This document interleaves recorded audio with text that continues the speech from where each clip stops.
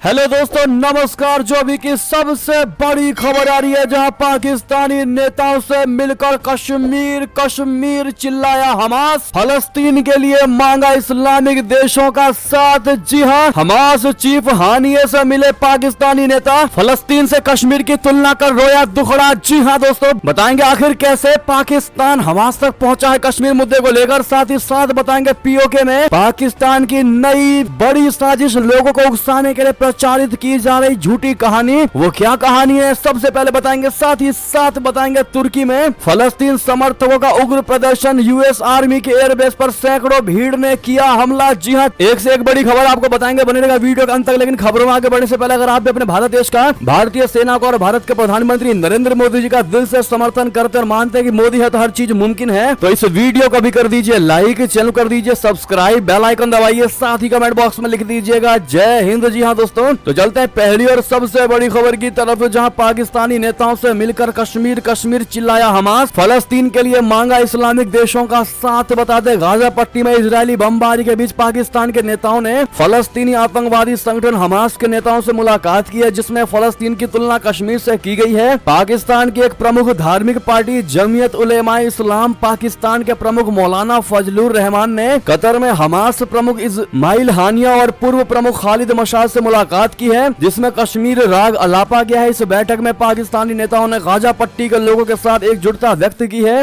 Report के मुताबिक शनिवार को पाकिस्तानी नेता कतर पहुंचे थे और फिर हमास नेताओं के साथ उनकी मुलाकात हुई। JUIF ने हनीयह के हवाले से बताया कि मानवाधिकारों की वकालत करने का दावा करने वाले देश हथियारों से भरे जहाजों के साथ तेल अवीब पहुंच रहे हैं। उन्होंने गाजा के लिए आवाज उठाने के लिए रहमान की सराहना करते हुए कहा कि JUIF नेता पाकिस्तान में फलस्तीन के राजदूत की भूमिका निभा रहे हैं। पाकिस्तानी नेता कहीं किसी से मिले और कश्मीर का चर्चा ना हो, दोस्तों ये संभव ही नहीं है। आतंकी संगठन हमास के आकाओं से मुलाकात के वक्त भी कश्मीर का मुद्दा उठाया गया। हमास के नेता मशाल ने कहा कि फलस्तीन और कश्मीर में अन्याय उन देशों के चेहरे पर एक तमाचा है जो मानवाधिकारों के उल्लंघन के लिए दूसरों की निंदा करते हैं। हालांकि मशाल ये भूल गया कि कश्मीर का हाल पूरे पाकिस्तान के हाल से बेहद अच्छा है और इसी कश्मीर में मुस्लिम देश अब भारी भरकम निवेश कर रहे हैं। एक तरफ जहाँ पाकिस्तान में हर दूसरे दिन धमाके होते रहते हैं, पाकिस्तान के मस्जिदों में बम ब्लास्ट होते रहते हैं, और जहां पाकिस्तान में हर दूसरे दिन नए नए नामों के साथ आतंकवादी संगठन बनते रहते हैं, तो वहीं कश्मीर पर्यटकों से, टूरिस्टों से, फॉरेनर टूरिस्टों से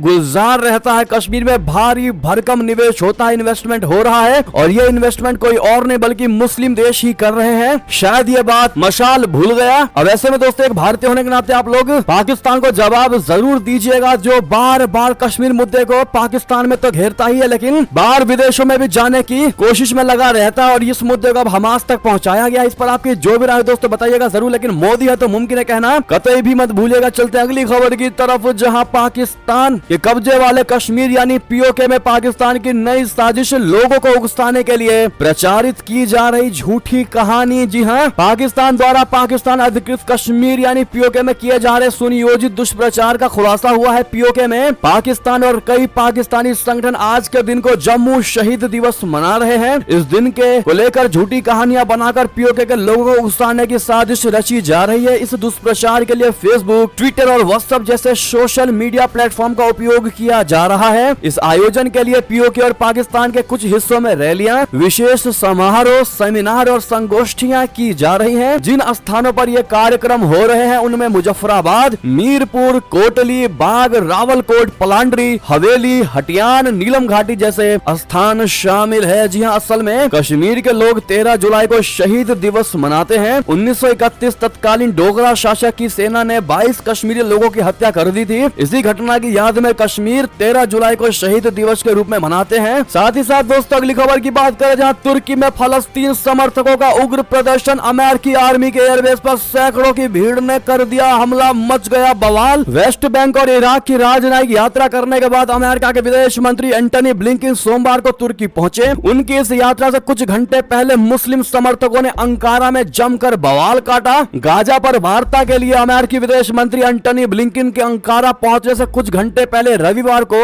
फलस्तीन समर्थक रैली में सैकड़ों लोगों ने अमेरिकी सैनिकों के आवास वाले हवाई अड्डे पर धावा बोलने की कोशिश की। हालांकि इसे तुर्की पुलिस ने नाकाम कर दिया। पुलिस को विरोध प्रदर्शन को रोकने के लिए आंसू गैस और पानी की बौछार का इस्तेमाल करना पड़ा। आपको बता दें कि कि तुर्की गाजा में मानवीय संकट बदतर होने के कारण इजराइल की तीखी आलोचना कर रहा है और दूसरी तरफ वो फलस्तीनी समूह हमास के सदस्यों की मेजबानी करते हुए 2 स्टेट सॉल्यूशन का समर्थन कर रहा है। इस बीच इजराइल हमास युद्ध शुरू होने के बाद से बाकी देशों की तरह तुर्की में भी बड़े पैमाने पर विरोध प्रदर्शन शुरू हो गए हैं। इस सप्ताह की शुरुआत में एक इस्लामवादी तुर्की सहायता agency IHH humanitarian relief foundation ने गाजा पर इजरायली हमलों और इजराइल के अमेरिकी समर्थन का विरोध करने के लिए दक्षिणी तुर्की के अदाना प्रांत में इंसरलिंक एयरबेस अड्डे पर भीड़ को एकत्रित किया। आपकी जानकारी के लिए आपको बता दें कि इंसरलिंक एयरबेस का इस्तेमाल सीरिया और इराक में इस्लामिक स्टेट से लड़ने वाले अंतरराष्ट्रीय गठबंधन को मदद देने के लिए किया जाता है। इसमें अमेरिकी सैनिक भी शामिल हैं। चलते बढ़ते अगली खबर की तरफ, जहां चीन के दुश्मन को भारत बेचेगा 7 खतरनाक हेलीकॉप्टर। राष्ट्रपति ने ट्वीट कर ड्रैगन को चिढ़ाया, लगेगी तगड़ी वाली मिर्ची। बताते दक्षिण चीन सागर में चीन के पड़ोसी और दुश्मन फिलीपींस को भारत ने 7 हेलीकॉप्टर देने की पेशकश की और खुद फिलीपींस के राष्ट्रपति ने ट्विटर पर इसका ऐलान कर ड्रैगन को मिर्ची लगा दी है। पिछले कुछ महीनों से लगातार दक्षिण चीन सागर में फिलीपींस के साथ झगड़ रहे चीन को भारत के इस फैसले से जबरदस्त मिर्ची लगने वाली है। रिपोर्ट के मुताबिक इस साल अगस्त में फिलीपींस तटरक्षक के प्रमुख ने भारत का दौरा किया था और इस दौरान उन्होंने भारत के एडवांस्ड लाइट हेलीकॉप्टर MK3 के प्रदर्शन को देखा था और उसकी फ्लाइट कैपेसिटी से वो काफी प्रभावित हुए थे और अब आधिकारिक हो गया है कि भारत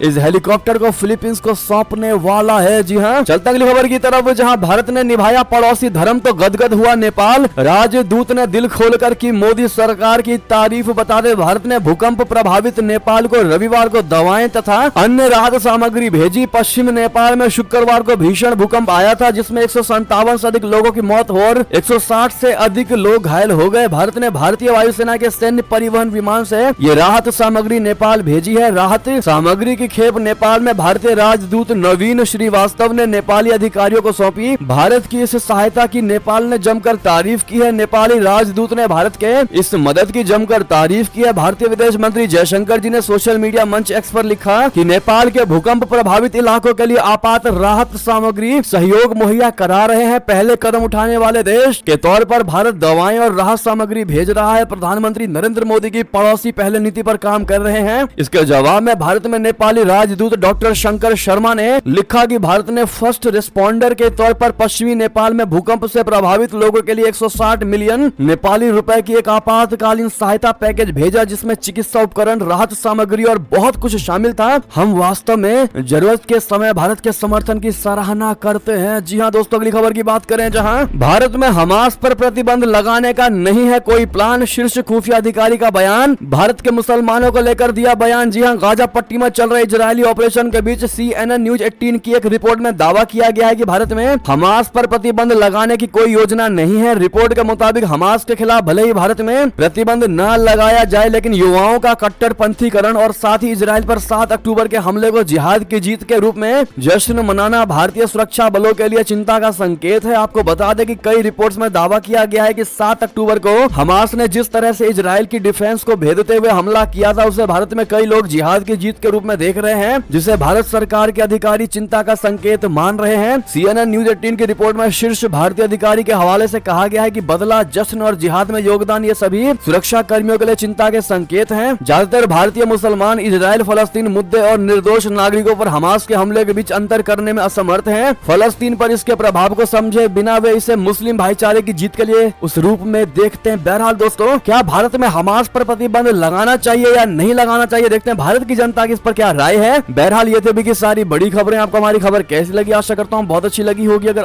थोड़ी भी अच्छी लगी है तो इस वीडियो को दोस्तों में, भाइयों में, रिश्तेदारों में शेयर जरूर कर दीजिएगा, व्हाट्सएप, फेसबुक, ट्विटर के माध्यम से। और अभी कर दीजिए इस वीडियो को लाइक, चैनल कर दीजिए सब्सक्राइब, बेल आइकन दबाइए, साथ ही कमेंट बॉक्स में लिख दीजिएगा जय हिंद, जय भारत। और यहाँ तक बने रहने के लिए आप सभी का बहुत